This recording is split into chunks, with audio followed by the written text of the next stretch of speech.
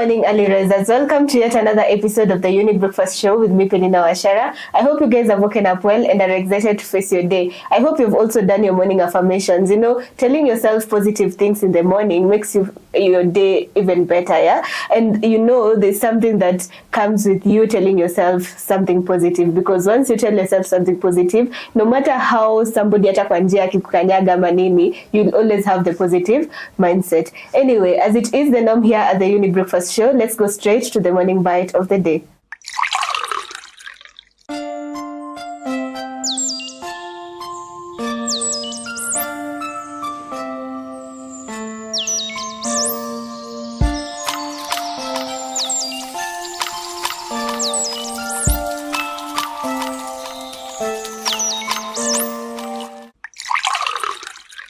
Today we're going to have a part 2 of anger management, but today specifically we'll be speaking about anger. So previously we did anger management. Today we'll be specifically tackling anger, but with some points on anger management. Since you guys got the chance to send us your questions, we'll be answering some of them today here at the Younib Breakfast Show. Yeah? But before I introduce to you the guest of the day, who is a familiar face to you guys, remember this show is proudly brought to you by Miss Ashen and Younib organization. We're trying to reach out to the community to teach you matters mental health. Yeah, so guys, if you need any mental health help, guys, you can always call the number that is on your screen. And if you need to speak to us, you can always do so through our social media platform, Younib_TV on Instagram, Younib Media TV on Facebook, and there's a number on your screen, 0719 144 144. For now, let's get back to the conversation. Yeah, so karibu sana kwa Younib Breakfast Show.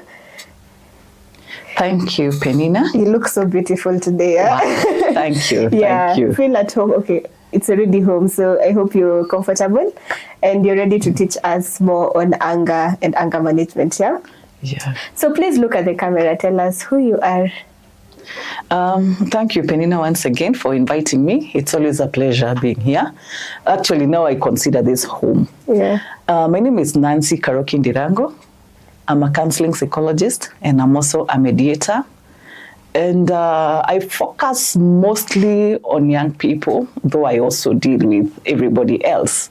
But I would say my happiness, my fulfillment comes from the young people, actually from the teenagers, and up to where somebody feels they're young. Yes. Yeah, so karibu sana. And as I said, when you see her here, you always know that great things are here, Cindy, with us. So to start us off, the first question, what is anger?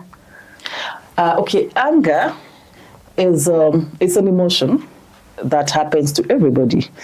Anger is the emotion that you get, the action that comes from a wrong done on you, a wrong done to you, a happening.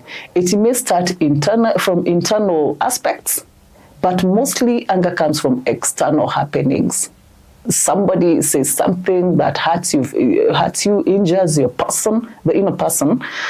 Somebody violates your rights. Somebody does things that are against what you thought, what you believe in, or what makes you happy. Mm-hmm. That is anger. Okay, now you've gotten to understand what anger is. So as we continue the conversation, hamtakuwa mefloat on what anger really means or what it is, yeah? So what are the types of anger? Okay, we have 3 different types of anger. And our focus is not on anger that just happens. You know, in everyday life, we get angry. Yeah. A lot. Kwa traffic utakasirika, in the neighborhood utakasirika. But there is the anger that is almost, we would say it's permanent in a person, because there are people with anger issues. Everybody gets angry. Let's note that. But there's that anger that is deeply rooted. So we have 3 types of anger. There's the passive anger. In passive anger, people do not react to that anger. They assume it's not even anger, but it is anger. But you don't do anything about it. I step on you, you just quiet. I insult you, you just quiet. So that is anger that is internal. You keep it inside, but it's anger. Then there's the aggressive anger. Actually, this is now the anger that we know about.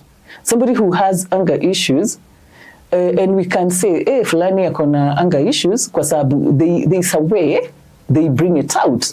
When they are aggressive, they do harmful things. Okay, for example, mtu anakasirika anavunja vikombe. Anakasirika, they become violent.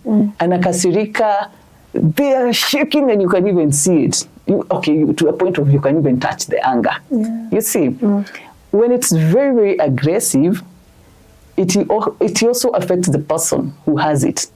They sweat, they can become sick, the heartbeat, she becomes so violent, and you see, those are people who just move, who just do things without thinking. That is aggressive anger. Yeah. The third type of anger is called the assertive anger. Okay, you got annoyed, you were angry, but you decided to get a solution to that anger. You resolve the issue that caused the anger. For example, I get so annoyed, but then I need to know why did you do that to me? Now I want to resolve that. Then I come to for example, when you look at Kasirisha, whether you knew or you didn't know, but it came to me. I got angry, I reacted. Then I realized, apana mi sipendi hii feeling. I look for you. I come and tell you, Peninah, look here. Whatever you said, mi sipendi hivyo. So this one, I'm trying to resolve it so that in future it does not happen again. And in that process, I will also be able to know what triggers my anger and how to go about it. Yeah. Okay. So say major the types of anger, and I want to pose a question to you guys. What type of anger do you think you have? Tumeambiwa the three types of anger. Sindio, wewe unaona uko category gani? As we still think about it, as we continue the conversation, you can always send in your views. What type of anger are you? Through our social media platform, Younib_TV on Instagram, Younib Media TV on Facebook, and there's a number on your screen. You can SMS or WhatsApp 0719-144-144. Yeah. So tumejua the types. I want us now to go to triggers. I know kuna tu vitu umesema kukanyagwa kufanya nini, but what are the types of triggers that can make somebody be angry? Okay, unfortunately, watu wengi sana hata wajuangi kama wako na anger issues. People imagine it's natural to react to things, but up to what extent? Now that is what makes us know hii anger si kawaida. But the triggers, if you're careful and you do, you focus on yourself, you will know what triggers you to anger. For example, there are people growing up, they were not given space to express themselves. Everything was determined. They were conditioned to a particular lifestyle or way. They were called a name that they didn't even like. And I'm not talking about your former name. Nicknames. Ukuipenda, na ukuwaisema juu. There was no way of telling anybody. Yeah. Then you become a grown-up. Watu wanakuita bado hiyo jina. Utaki kuitwa hiyo jina na umewambia na hawasikii. So it is a trigger. It reminds you of a bad experience. Then there's trauma. Trauma that happened a long time ago. Hukuwai address your issue. It is a trigger. Then people you live with. Sometimes they invade your space even without their knowledge. It triggers you. Yeah. People who are not so confident, people whose self-esteem is low, they have different triggers because you cannot control what I do. Yeah. But what do you do with what I do? I mean, what do you do with the information I give you? For example, I come and I tell you something that you don't like. What do you do with it? If you choose to focus on that, it could be a trigger. Some triggers are not even important. What is happening around does not affect you directly, but you choose to focus on it, to give it importance. Yeah, but triggers are different. Some are internal, kwa sababu for example, kitu ilifanyika ukajiblame, ujeiongelelea, handle. Every time you see a similar situation in a trigger, you go back to nini. Zingine ni external, hiyo watoto tumesema. Hata watoto by the way kwa anger issues, you are in school, there's this child who bullies you. Mko karibu kufungua shule. Unamuona, you get a trigger. Hata hajasema kitu sometimes, but that is a trigger because you expect kuna kitu atasema na itanikasirisha. So you are ready to counter anger that has not even been formed already. So what happens when you are triggered? When they do the actual that you expected them to do? You're already ready to be triggered and anger itakuja. Yeah, so guys, tumejua the triggers and try your level best not to trigger other people when it comes to anger. And yet I know we'll get to understand more about this conversation as we continue, right? On what we can do when it comes to knowing what the anger points, the triggers that can be able to help us, yeah? So communication is always important. Every time we have brought somebody here, amekuwa akisema, oh, communication, learn how to communicate to others. So I want us to tackle how communication skills really can improve or prevent anger from escalating in conflicts. Yeah. When you talk about a conflict, now it is not only one person involved here. How do we talk? How do we speak? How do we pass a message? Sometimes we are so careless in the way we pass messages to other people because we may not be very careful about the other people. But when you care about the other person, you will understand who am I talking to? Who am I?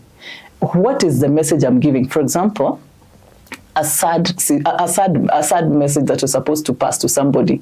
You don't assume just because Mrs. Tukangi hata mtu akikufa, you assume that everybody else is like you. How did you break the message? How did you give the message? How did you get the information? Then why do you keep on using words that you know are not pleasant to the other person? This person has told you time and again, sipendi kuitwa hivo, sipendi hivo unaongeanga. I don't like it when you use that kind of a joke on me. I keep on doing that. It is upon everybody to know, why do I communicate in a particular way? Is it received well by people? When I communicate, how do people react? Because when I am giving a speech and people are annoyed and they start reacting, I should know there's a problem with the way I communicate. Even the person with anger issues, haujapewa ruhusa na mtu just because you are angry, you insult others, or you talk in a particular way that does not bring happiness or is not pleasant. So all of us, and especially in a conflict, there's this person who realizes, hey, hapa pahali imeanza kuenda, it calls for me to tone down. Wisdom in communication. And everybody is capable of that, if only we take care of others. Yeah, okay. So it's good for us to be able to really get to understand how are we communicating to other people. Sometimes you just have to ask yourself, okay, mi nikiongeleshwa hivi mi hufeel aje? So I know this is something we've been told by so many people, like talk to other people the way you want them to talk to you. And if it makes you angry, then don't do it to the next person. And it's just that simple. But sometimes we find ourselves when you're angry, inakuja tu ikijitokea, but it's about time for you to start doing the work, for you to try and improve yourself when it comes to how you communicate with others, even when you're angry. Yeah. For now, as we think about that, I want us to take this short break and we'll be back with more. Don't touch that dial. We'll be right back.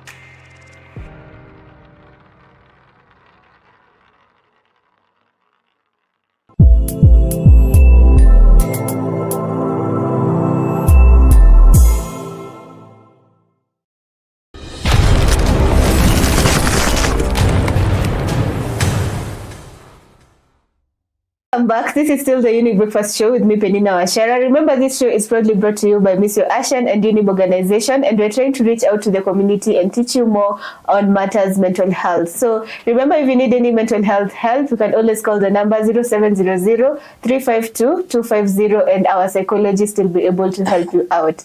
And guys, we are speaking about anger and anger management, and I hope you guys so far you're learning. As I said, anytime you listen to the Younib Breakfast Show or you watch the Younib Breakfast Show, you should always have a notebook and a pen, simply because we bring you quite informative information that will help you change your life. Yeah. So let's get back to the conversation at hand.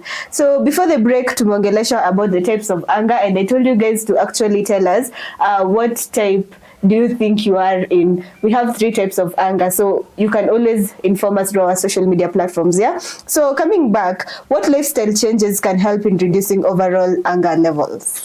Yeah, okay, it's very, very important for everybody to know their personality and what anger levels you are. It's easy to know. Okay, kila mtu kasirika hii daily, but kuna hii tunasema perennial anger.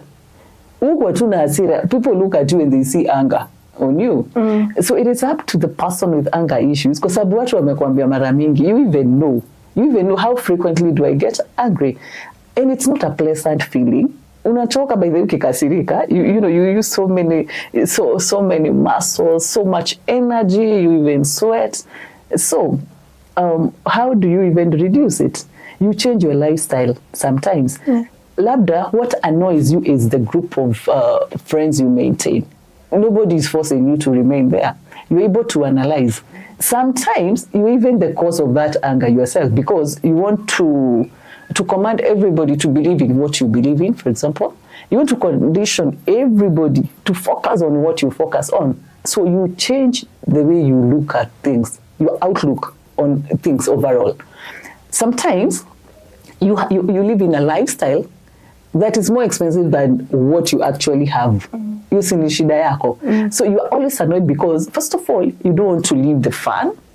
You don't want to get out of the group. So you force yourself to do things that are beyond your means. So you need to change your lifestyle. Labda, your area where you live, when hapo hamwezani, you're not on the same WhatsApp group. Yeah. It is upon you to leave. Sometimes the lifestyle that you have is acquired. It doesn't even make sense to you at all, because it is not what you want. Ni mtu mwingine ameidictate, ukaichukulia, amfanani nayo. You're forcing yourself. It's like even dressing. The way I would dress in something that is not even okay from the word go. Hainitoshei, ni kubwa kuniliko, viatu zinanifinya, sinitakasirika. So it is upon me to change. And lifestyle means changing a lot of things. Lifestyle does not necessarily mean where you live. It could even be what you eat, what you wear, how you do everything else, where you hang out, the people you hang out with, all that is your lifestyle. Na wewe ndio unaweza tu kuidictate peke yako. And I'm not talking about you being selfish. No, sometimes, you know, you'll put a compromise here, you'll sacrifice here and there. Yeah. I'm not talking about you being selfish in that kila kitu lazima ingiane na vile mutaka. I'm not talking about that. I'm talking about where it is logical and reasonable and realistic. Okay. Okay. When we come to the next question, and I know this is something that kila mtu anagojea, when it comes to techniques. So what are some of the effective techniques for managing anger in the moment? Okay. Anger in the moment, sometimes you may not even realize what you are doing. Kwa sababu, so unajua, before anger comes, you are not aware it would come. Imekupata tu. So, what are you supposed to do? In the back of your mind, you're supposed to know, mimi nikikasirika nafanyanga ABCD, nafanyishanga hivi. Actually, let me divert kidogo. Some of the anger issues that we have are not even necessary. For example, uko kwa traffic, mtu anaendesha gari na speed ya 60. Inakukasirisha kwa nini? Si gari yako. Ujui kama hiyo gari iko na shida, hakuna pale unaenda na you're not even in a competition. Hiyo inakukasirisha kwa nini? Wewe unataka kuendesha 140. Si uende. So why should it annoy you and you're not doing anything about it? Yeah. So you analyze your anger. Is it even necessary to give it airtime? Fine. Tuseme sasa ni hii anger iko ikubwa. The techniques you use come from you. For example, you exercise. The first technique actually you do is breathe in, breathe out 3 times. And you take time.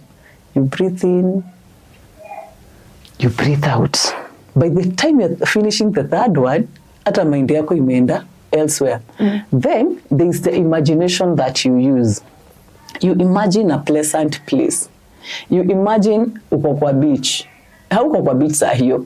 You imagine eating better food than what you are eating. Yeah. Imagining a dream has come true for you and you're driving a car that you always envied. All that time, si sasa umeachana kufocus na anger. Yeah. Actually, everything is about the focus. Then you can start counting. You use the technique of counting. I'm angry, you start counting up to 20. Bado haijaisha. You start again. Imeisha kidogo. Reduce. Then you can keep on repeating a good phrase. For example, I know I can. Depending on where the anger came from. Labda mtu alikwambia you can't, you're useless, nini nini. You start repeating pole pole tu. I know I'm not useless. I know I'm not useless. By the time unamalizana nayo, definitely your anger has come down and you are able to focus now on the issue. Okay, sometimes people get annoyed or get angry over something that is realistic. Mtu alikwambia kitu ya ukweli. Unajua pia hatupendi ukweli sana. Yeah. Mtu alikwambia, by the way unajua kwa nini haupatangi job? Uko lazy. Wewe hata ujui vile hizi vitu fanyika. You got annoyed. But you know, this is the truth. Yeah. So what technique do you employ? You start listening and taking things seriously and focusing so much on the issue that brought about the anger. Once you're a bit relaxed, maybe after the breathing in, the imagination, now you focus on what was said that led to that anger. You focus on it and you make corrections. It's also a technique. Okay. So I hope now we've gotten the answer of how you can manage the anger in the moment. Remember, you can exercise, you can think about something, or you're somewhere having a good time. It will help manage your anger. You can breathe in, breathe out. You can be able to also just go for exercise, yeah? And among those many that we've been given, yeah? So I want us to come to the next question. When should I consider, or when should somebody consider to seek professional help when it comes to anger? Okay, it's not something that will happen immediately. Mostly people don't even want to admit they have an issue.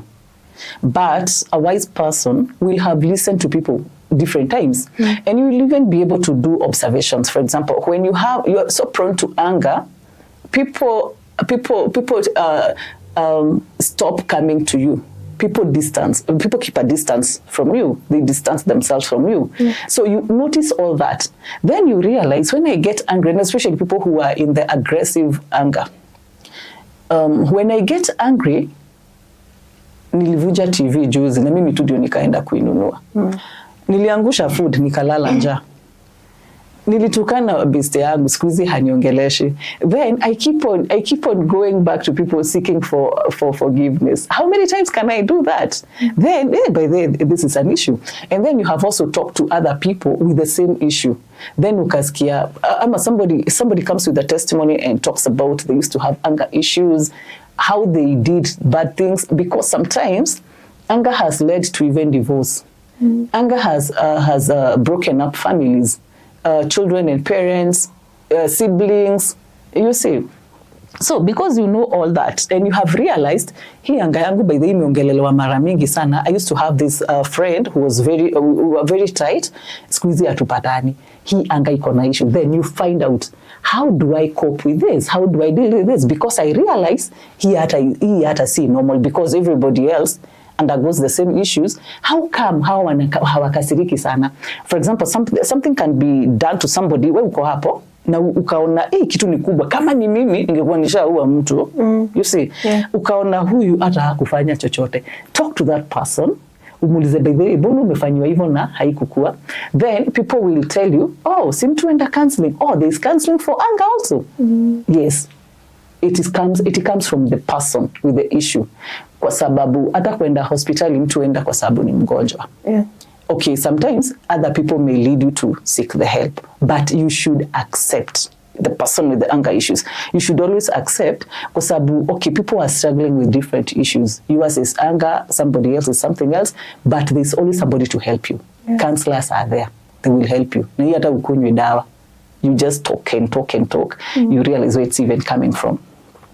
Okay, so you've gotten to understand when you should be able to go to a professional. Na remember, it's something that you need to do self-evaluation. Ama pia unasikia, just by listening to what people have been telling you, like you always get angry this time. You know, sometimes tunapangwa ni katu story. You just get, you're sitting with your friends and then they're like, na wewe bedhi unakasirikanga aje bedhi we. Wewe ukikasirika hata mtu hawezi kuambia nini. You see, already it's something that you know, manze, here I need to do the work. I need to actually get professional help, and through that you'll be able to help yourself actually help other people. Yeah. Anyway, so how does unmanaged anger impact personal relationships? Yeah, that's another thing. Unmanaged anger will come from somebody who does not even know they have the anger issues, and it's not even that people do not know. Umekataa tu, afu wewe umekwamilia hapo tu kwa justifying. Okay, justifying why you get angry, it's okay to justify, but must you have the anger? Must you hold it? Must you keep a grudge? So it has a very bad impact to others. For example, hiyo anger yako inakujianga nani? Sana sana people very close to you, because people that you do not know, they don't even bother about you. But a close friend, your partner, your spouse, your children, your parents, your siblings. So if this anger has caused a breakup somewhere, it has caused a discord somewhere, you no longer talk with your siblings, you're no longer able to communicate with a child, you're no longer able to communicate with a parent, with a neighbor that you're going to live permanently with. That is not anger that you should joke around with. And it is upon you, once again, I go back to that.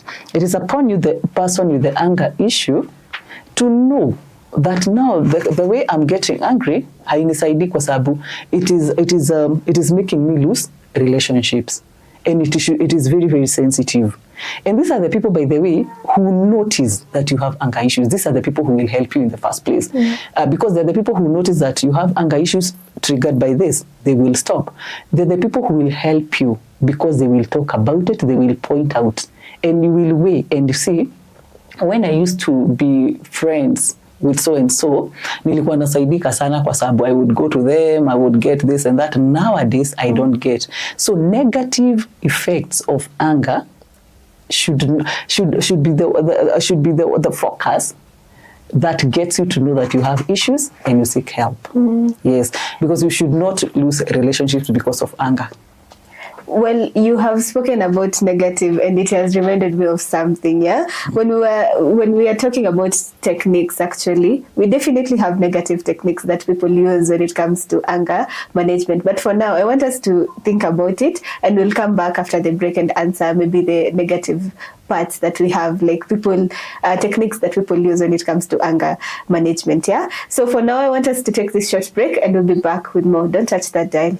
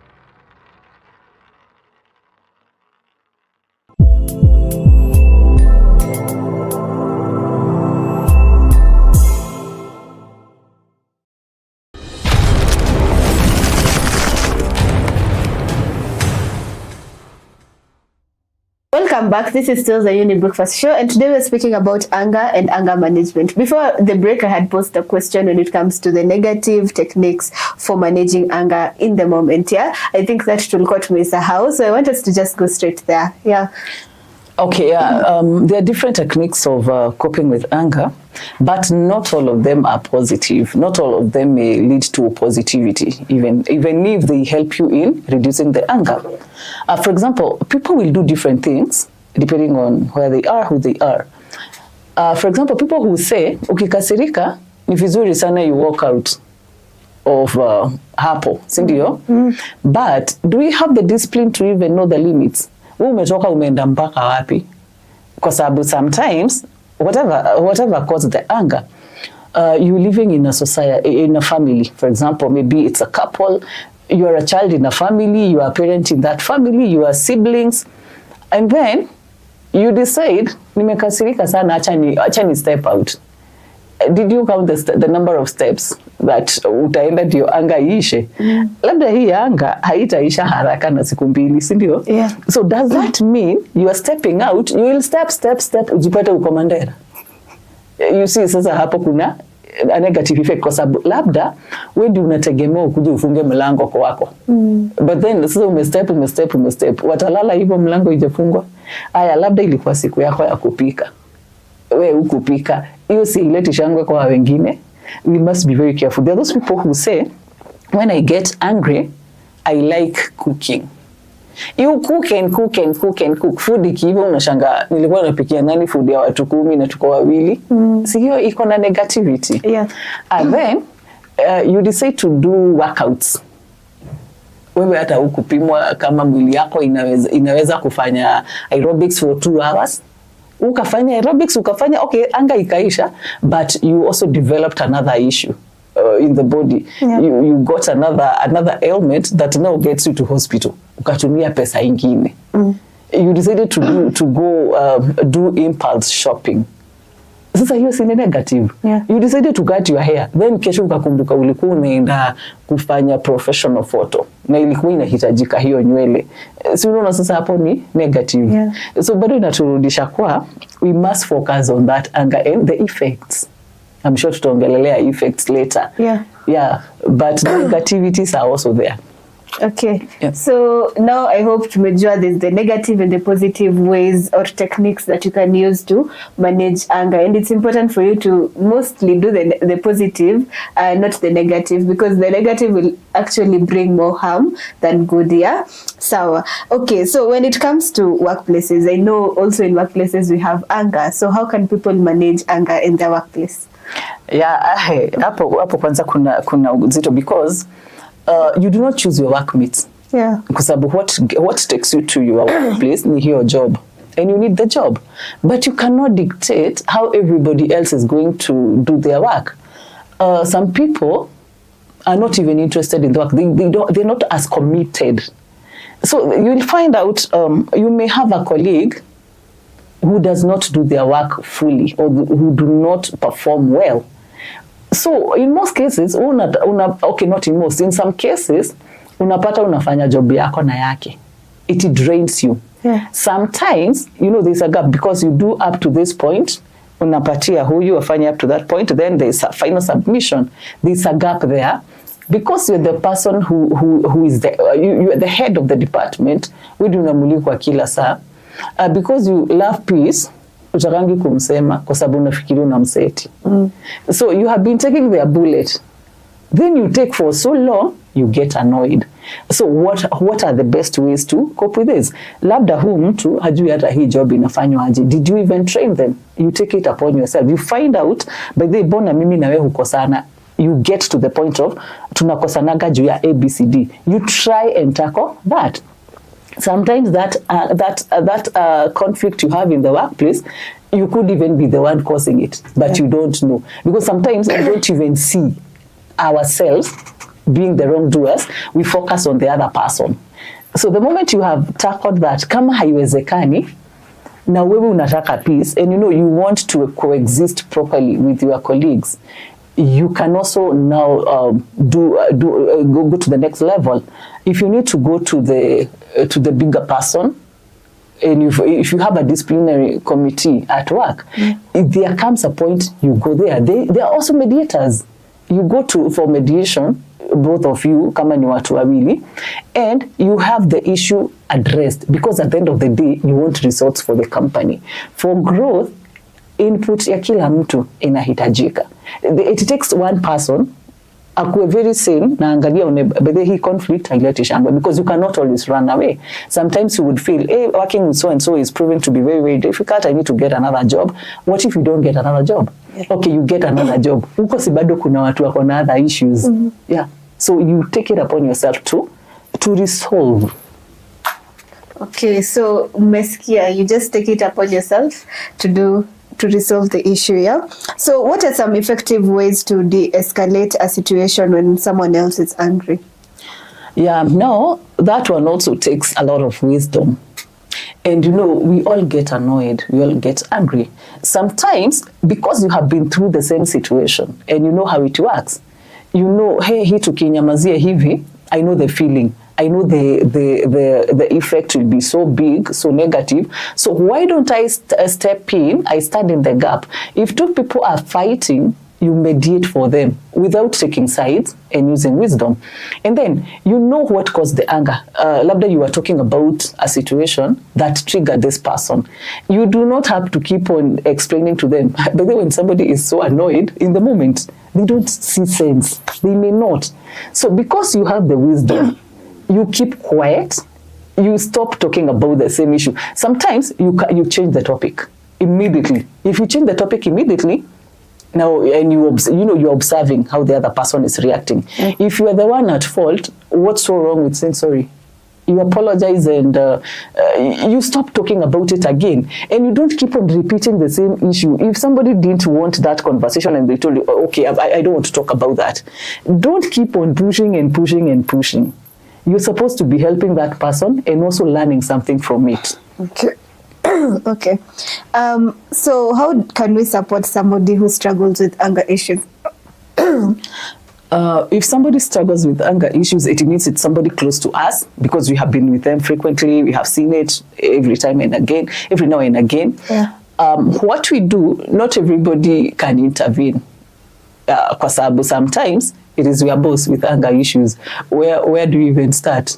And what time? And when? Because when it's in the moment of anger, you can't do anything. But you are so determined to help this person. Even somebody who is in the family, your sibling, whether younger or older, you can take them out.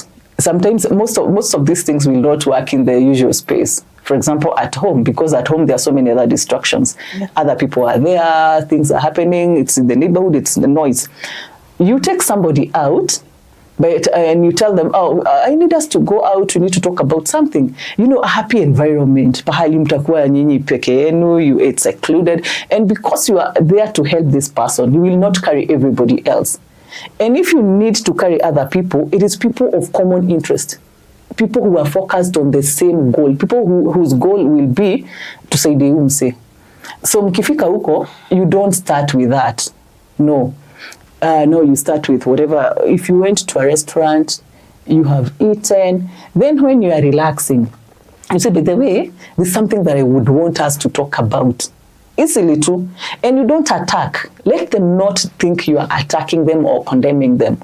Use words that will get this person to be very, very comfortable and to realize, hey, by the way, this guy is concerned about me. Kwa sababu tena ukienda kuambia, unaona hizi anga issues unakwanga nazo. Unajua like last year, vitu ulifanya, mpaka madhi aling'oa mahindi juu yako. So, apana. Because we are there to help, you be a brother or a sister's keeper. Yeah, and it works. People listen. Okay, they may not listen immediately because kuenda kuambiwa uko na shida fulani, it's not so easy. But depending on how you push it and giving them time also to express themselves and listening a lot and now talking sense, it works. Okay.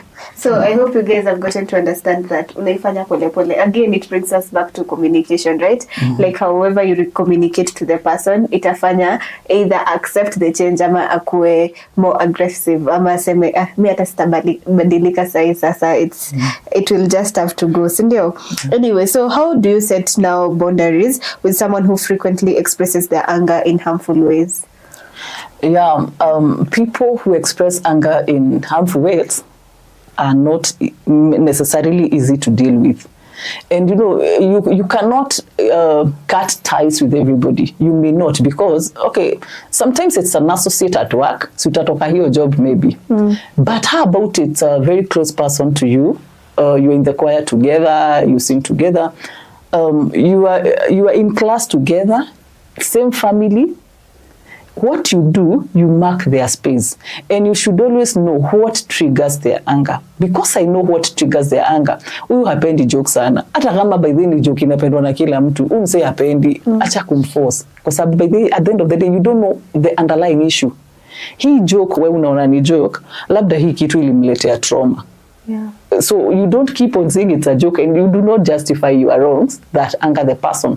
So what you do, before you help them, because you are aiming to help them, you know what triggers them, you avoid that.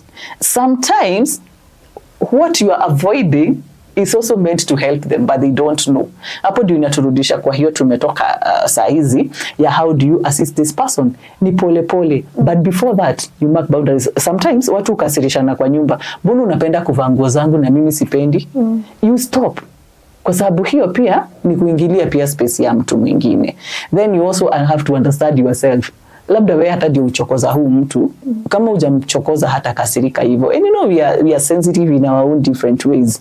My sensitivity level ukiona ni kubwa sana, sipendi joke 10 pamoja, sema 2. Ama kama ni lazima sema 4, na you keep your distance. Isionekane ni kama you are so bound to see me getting angry, because we also have sadists among us. Oh my God. Oh, I sounded like I didn't finish. I can go on and on and on if you want.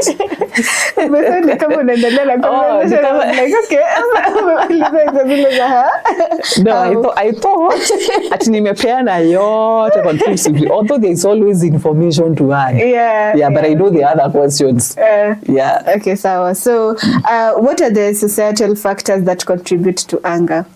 A lot. Okay, sometimes because we are selfish, we focus on what we should not be focusing on. I would say sometimes we get angry because from the society, because we don't like minding our business.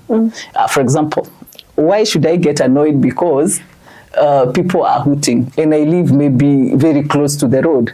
Am I able to go and stop them from hooting? No, it is me now to readjust myself and to know the environment I live in. Sometimes it is noise levels, depending on where you live. We live close to associations, we live close to restaurants, fun places, and those people there are having their fun. Even church sometimes becomes noisy. Not everybody wants to go to church. Not everybody wants that level of noise at that particular point. How people are behaving, how people are talking, how people dress, it affects you if you choose to get affected. That one I always say, because it is me to choose what I will do with the information that comes from the other side, what people are doing, their lifestyles, because people will not dress the way I dress. Why do I even dress in a particular way? Because it pleases me. It is maybe from my culture. Everybody else is not from my culture. So why should I choose to over-focus on what the society is doing, how people speak, their language? Okay, sometimes we even judge people from their mother tongue. Hiyo mother tongue yao sina sound vibaya, na mimi nakasirika juu ya hiyo. So hiyo ni choice yangu. Na hapo ndio unasemanga pia anger. Sometimes anger, we cannot blame anger ati ilikukujia, ni wewe the person. Why not learn to mind your own business? Unakasirika juu fulani alinunua gari sijui type gani. How does that concern me? Unakasirika juu fulani uendesha gari pole pole. It's not your business. Si unaona? So here society, okay, kuna ile society, honestly, kuna vitu zinafanyika si poa sana. But shikaneni hivyo mnaishi kwa hiyo society, there is authority. go to the authorities involved or concerned in that area, report the matter, have a way of dealing with it. Lakini sasa ukikasirika nayo peke yako, you cannot change anything. You're not able to change it on your own. Shikaneni mkiwa wengi. And then you listen to other people's opinions. Then you do it. But msichukue sheria mikononi yenu pia, because at the end of the day pia nyinyi mtakasirisha wale. Okay, so I want you to look at the camera and tell us, give a word of advice to somebody who struggles with anger issues. Okay, I'm happy when you say who struggles with anger issues. The moment you say struggles, it means that somebody is aware they are struggling. Yeah. Focus on where your anger comes from. Sometimes your anger is also caused by your selfishness, because you want everybody to do things your way. You want everybody to believe in what you believe in. People to see things in the same light as you. It is not always possible. When you know that, you realize that nowadays people do not even talk to you, people do not come to your space anymore. People isolated you, people started fearing you, people started disliking you. Think about why did it happen all of a sudden that nowadays people do not like socializing with me? It's because I have anger issues. This anger, when I'm angry, I bring a lot of damage to other people, to things, to me as a person. Why don't I reach out? I go for counseling, I talk to other people, I talk to seniors, and then I start going back to people I know that I offended when I was angry. I go and say sorry, I go and repent, and I go and I make things now better, and I start learning to overcome my anger issues and to give so much focus to anger. Yes, because it's about me. Okay, that's good advice, and I hope you, as an individual who's maybe going through issues with anger, you can be able to take that advice and actually make yourself a better person. So thank you so much for coming and helping us tackle the conversation at hand. Please look at the camera and tell us, if somebody wants to get in touch with you, where can they do so? Okay, thank you so much, Peninah, once again. It's always my pleasure being here. And if you invite me once again, I will come. Definitely. Yes. And whenever I can help, I will. Okay. I said my name is Nancy Karoki Ndirangu. I'm a counseling psychologist, and I'm also a mediator. And I deal so much with the young people, starting from the teenagers. And if you want to reach me on phone, you can get me on 0722 380959. I have a Facebook page, Nancy KN, and also on YouTube, you get me at Nancy KN. Thank you. Okay, thank you so much once again for coming and for educating us on matters anger. Yeah, I think now we're better informed when it comes to the matter at hand. To everyone who has made this show a success, asanteni sana. To our camera person, John Mwangi, asante sana. To our director, Elias Muchina, thank you so much for making this show a success. And to everyone who has been working behind the scenes, yeah, I cannot mention all of you, but thank you so much for your support and also for your continued strength or support to continue helping us be able to make this show a success. And to you, my dear viewers, today marks the last episode of our series on the mental health that was brought to you by Miss Yo Ashen and Younib organization. But remember, if you have any issues, you can always catch up with My Confession, which brings stories that affects you guys in all aspects of life, yeah. And there they also give a psychological view on those issues. So you can catch it every Tuesday at 8 p.m. and it will be of blessings to you guys, and I'm sure mtasoma a lot pia from that show. Anyway, thank you so much for always sharing with people about our conversations, and for always considering to just come every Tuesday and Wednesday morning and learn more on the Younib Breakfast Show. So until next time, do have a beautiful day ahead. Goodbye.